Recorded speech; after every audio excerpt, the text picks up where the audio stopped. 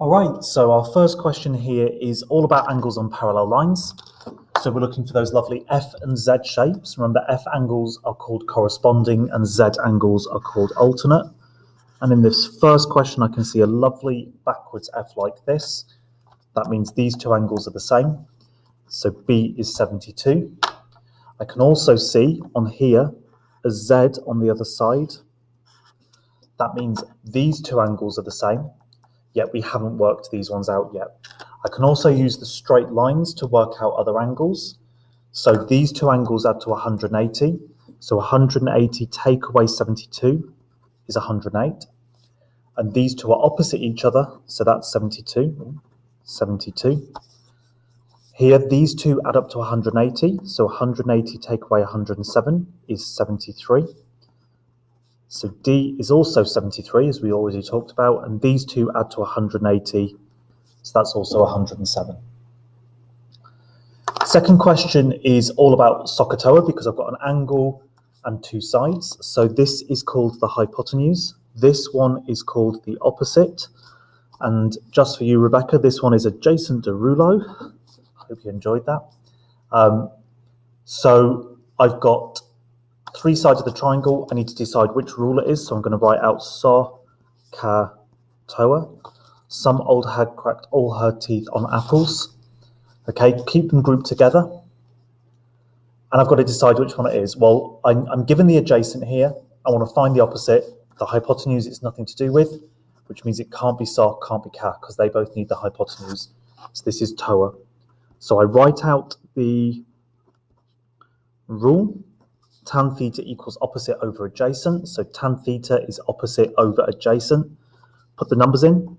Tan 40 is y over 12.5. And because the missing number is on the top, it's times. So y equals 12.5 times tan 40. Then we pick up a calculator, type that in. 12.5 times tan 40 equals to 10.5 to one decimal place. Okay, check what the question asks you to round to. If it asks you to round to a little bit more, make sure you do it to what it says. This question said to one decimal place. Okay, finding the volume of this prism. So the easiest way of doing it is breaking it like this. Remember, volume of a prism, area of the shape at the front, times by how far back it goes. So let's ignore the 3D part. We do 2 times 8 is 16. 8 times 2 is 16. So the area is 16 plus 16, which is 32. So the volume is 32 times 30, which is 960 centimeters cubed. Next question, we have got multiple Pythagoras. So this looks like it could be all sorts of different things. But if you look at the triangle, I'm given two sides and I want to find a third. That's definitely Pythagoras. And there's no other way it could be trigonometry because I'm not told how big an angle is. So it can't be trig, can't be SOHCAHTOA, it must be Pythagoras. So we'll start by doing 5 squared plus 12 squared. I think that's 169. Yep, 169. And then we square root, and that gives us 13. So that's 13 for the first side. So this one's 13. Then we do the same process again. So 13 squared plus 3 squared. I'm pressing the wrong things. I'm trying to hit the calculator buttons too quickly. 178. Don't forget to square root. So square root 178 is 13.341. Don't round too much here because you need to use this number in your next step. Then you do that number squared plus 2 squared. Should get us something close to 182, and then square root it gives us 13.49. If you've rounded differently, at this point you might get a very slightly different answer here, but you shouldn't get too much of a different answer. Okay, so finding the volume of a prism, again, area of the shape at the front times by how far back it goes. So we need to know the formula for volume of a trapezium. So that's A plus B divide by 2 times by height. A and B are the parallel sides. So that's 6 add 12 divide by 2 times by 4, because that's the height of the trapezium. So area of the trapezium, 6 plus 12 is 18, divide by 2 is 9.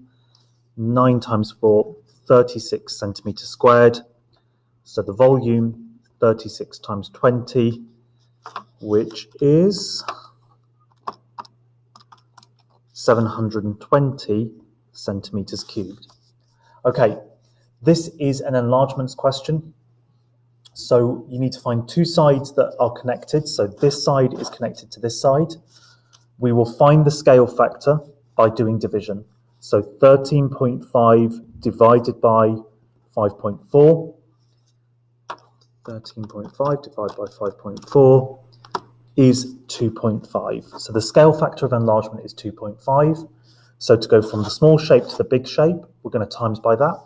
So n is equal to 3.2 times 2.5, which is 8. And m, we're going from the big shape back to the small shape, so we divide. So 19.5 divide by 2.5 is 7.8. Okay. Another volume question. So area of the shape at the front times by how far back it goes. This one's a triangle, so base times height divide by 2. 5 times 12 divide by 2 is 30 centimeters squared. So the volume is 30 times 10, which is 300 centimeters squared. Then we come on to an angle question. This is angles on parallel lines again because of these arrows. So it's angles on parallel lines. And look, there's an F here, which means angle X is 75. And then we can use the triangle to work out the size of angle Y. So 55 plus 75 is 130, I think. So that's 80, yep, 130, and then 180 take away 130 is equal to 50. So angle Y is equal to 50.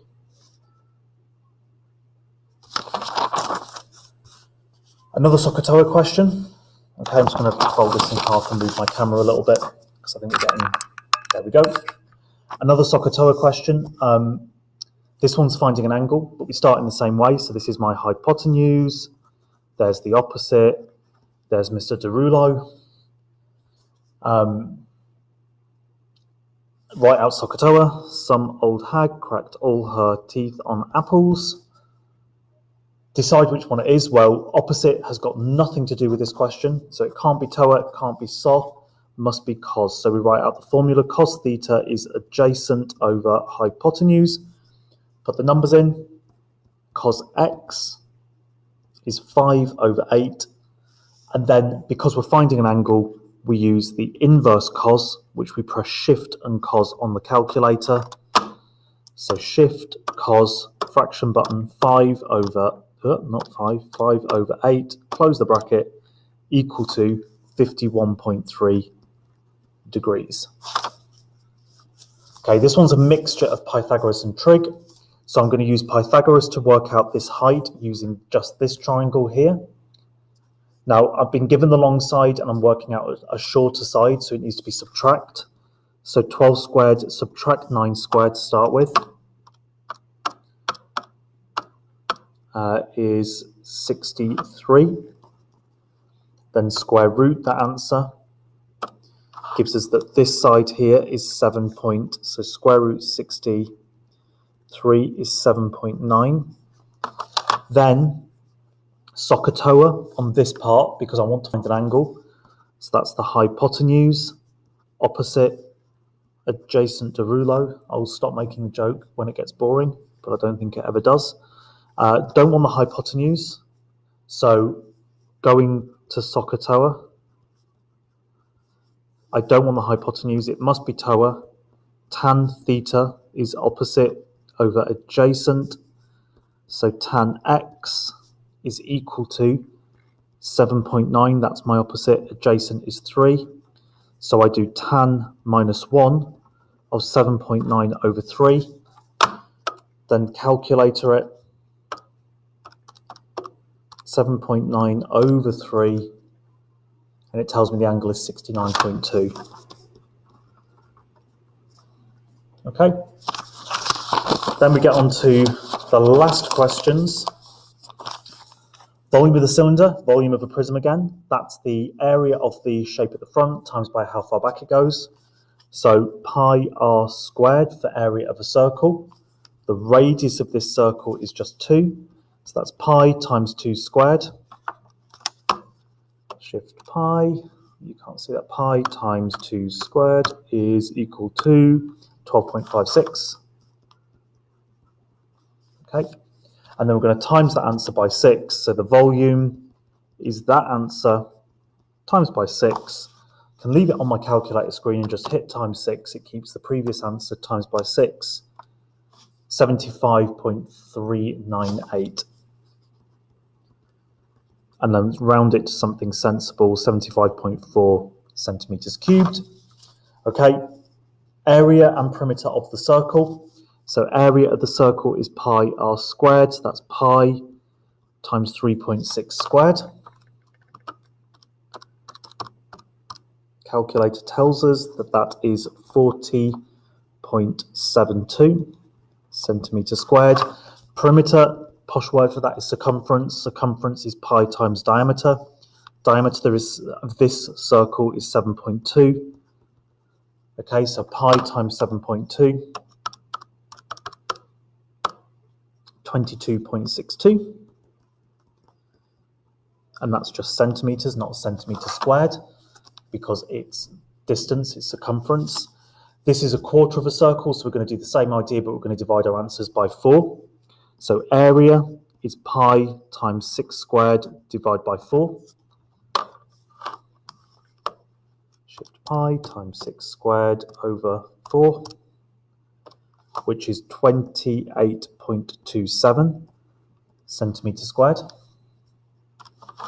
Circumference is pi times 12 over 4, because the diameter, if there was a full circle here, the diameter would be 12.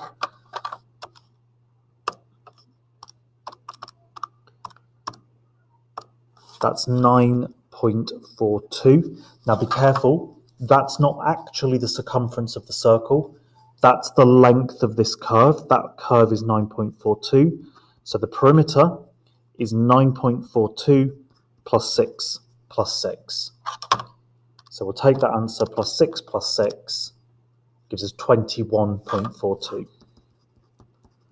centimeters. Okay, and that's because it asked for perimeter and not the length of the arc. Okay, so circumference is going to just give you the curvy part. All right, again, I hope this video has been useful. Any questions, pop up and ask me, check in, and we'll go through them if you need to. Okay, most lunch times should be okay.